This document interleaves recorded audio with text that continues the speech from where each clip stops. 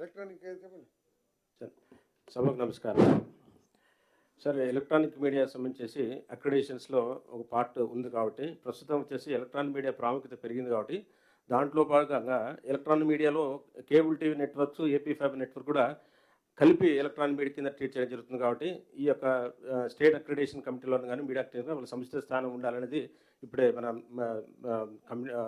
మంత్రి గారు, డైరెక్టర్ గారు చర్చించడం జరిగింది. కాబట్టి సముచిత స్థానం అంటే రిప్రజెంటేషన్ ఉండాలనేది ఒకటి నిర్ణయం చేయడం జరిగింది.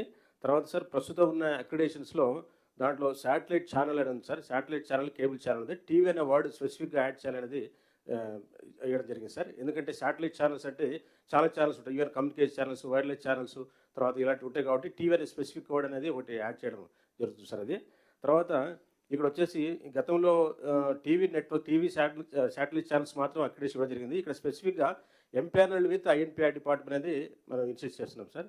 Empanel with INPR with suitable rate card. ఎందుకంటే ఇవాళ రేపట్లో కొత్త ఛానల్స్ కూడా వస్తున్నాయి సార్. వాళ్ళు ప్రాపర్ డాక్యుమెంటేషన్ ఉందా లేదా, ఓనర్షిప్ ఉందా లేదా, తర్వాత టెలికాస్ట్ అవుతుందా లేదా, తర్వాత ఎంఐపీ పర్మిషన్స్, తర్వాత minister of communications, minister of ఇవన్నీ పర్మిషన్స్ ఉండాలి సార్. ఎందుకంటే ఓనర్షిప్ వాళ్ళు ఇంటర్నల్గా ఓనర్షిప్ మార్చుకుంటున్నారు సార్. ఒక ఎంఓఈ తీసుకొని దానివల్ల డిస్ప్యూట్స్ వస్తున్నాయి, పేమెంట్ క్లైమ్స్ వస్తున్నాయి సార్.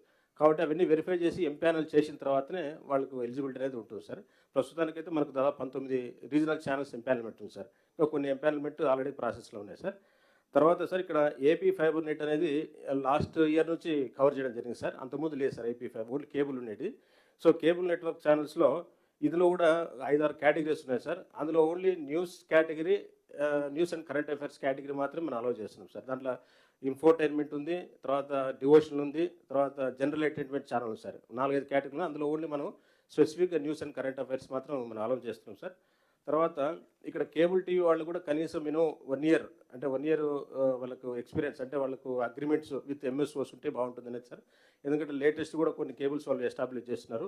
కనీసం వాళ్ళు రెగ్యులర్ టెలికాస్ట్ న్యూస్ అన్ని అట్లీస్ట్ 1 ఇయర్ ఉంటే ఎంఎస్ఓస్ అగ్రిమెంట్, ఎల్సీఓస్ అగ్రిమెంట్ ఉంటే కానీ కొంచెం ఫ్రూట్ఫుల్గా వాళ్ళు ఉంటుందనేది ఒక ఇది సార్ ఇష్యూ. తర్వాత గత అక్రిడేషన్ కార్డ్స్లో ఓన్ రన్నింగ్ కేబుల్ అనే వర్డ్ యూజ్ చేశారు సార్. ఓన్ రన్నింగ్ కేబుల్ ఉన్న వాళ్ళకి మాత్రమే కేబుల్ వాళ్లకు ఇది ఇవ్వాల్సి ఉంటుంది అనేది కండిషన్ పెట్టడం వల్ల చాలా లాస్ట్ టైం చాలా కొద్దిగా ప్రొటెస్ట్ వచ్చింది సార్. ఆ వర్డ్ తీసేమన్నారు సార్.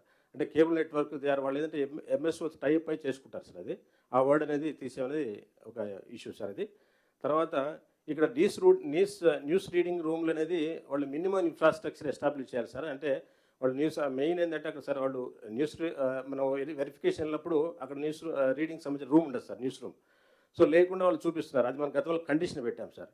కండిషన్ పెట్టినప్పుడు కనీసం మినిమం ఎక్విప్మెంట్ ఉండాలి అనేది మనం డిఫైన్ చేస్తున్నాం సార్. అందులో మెయిన్ ఏంటంటే వాళ్ళు ఆ video cameras, audio monitors, production unit, AV console interface, headphones, microphones, cables, green mat, editing suite, recording facility ఇవన్నీ ఉండాలనేది మనం ఇన్సిస్ట్ చేస్తున్నాం సార్. సో అది ఉంటే తప్ప వాళ్ళు న్యూస్ ఎఫెక్టివ్గా చదవడానికి ఉంటుంది సార్.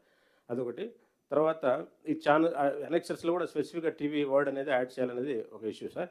తర్వాత ఏపీ ఫైబర్ నెట్లో వాళ్ళు 2 రకాల ప్లాట్ఫామ్స్ ఉంటాయి sir. District level platforms register చేస్తారు, స్టేట్ లెవెల్ ప్లాట్ఫామ్ రిజిస్టర్ చేస్తారు సార్. సో ఆ విధంగా డిస్ట్రిక్ట్ లెవెల్ రిజిస్టర్ అయిన వాళ్ళకి డిస్ట్రిక్ట్ అక్రిడేషన్ కమిటీలో మాత్రమే మనకు ఎలిజిబిలిటీ ఉంటుంది సార్. స్టేట్ లెవెల్ అప్లై చేసి స్టేట్ లెవెల్ ఉంటుంది సార్. సో అది అనేది మనం ఇన్సిస్ట్ చేస్తున్నాం సార్ ఈసారి. అది sir. Thank you sir. Okay sir దాంట్లో ఏం డౌట్ లేదా? ఉంది సార్, ఉంది సార్ ఉన్నాయి సార్. సార్ ఉన్నాయి సార్. మార్పు చేర్పులు అనేది జరిగింది. న్యూస్ రీడింగ్ రూమ్ గురించి చెప్పారు, అదేవిధంగా నెట్వర్క్స్ గురించి ఎంకరేజ్ చేసినారు. సో దాన్ని ఇంప్లిమెంట్ చేసుకోవాల్సిన అవసరం చాలామంది దగ్గర ఉంటే మనం ఉన్న వాళ్ళకన్నా ఎక్కువనే చేస్తున్నాం. దాంట్లో ఏం అనుమానం అది లేదు. 100% subject. Sir thank you sir. గతానికి భిన్నంగా ఎలక్ట్రానిక్ మీడియాకి అయితే చాలా ఎక్కువ అవకాశం, నిజంగా చెప్పలేని స్థాయిలో అవకాశం ఇచ్చారు సార్. కాకపోతే ఇంకొక వర్డ్ ఏంటంటే సార్, అంటే వర్డ్ కాదు, గతంలో అంటే